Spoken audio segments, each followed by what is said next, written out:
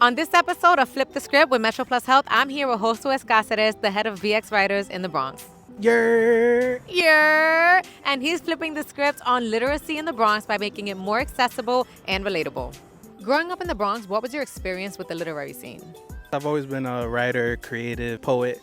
We often lack the resources, spaces for creatives and young artists to develop their craft. The books and the movies that I saw and that I read didn't represent our people, didn't show our people accurately.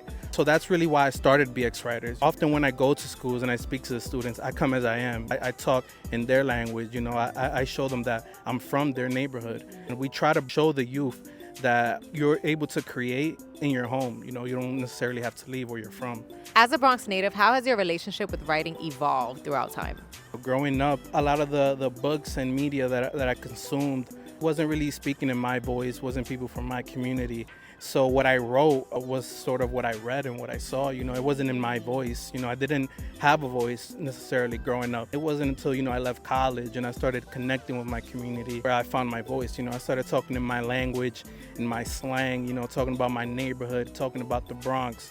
And today, I think that's what I seek, especially when I publish other writers, is that authenticity. Show me where you're from, who you are, your story. Check out part 2, where we discuss the importance of storytelling.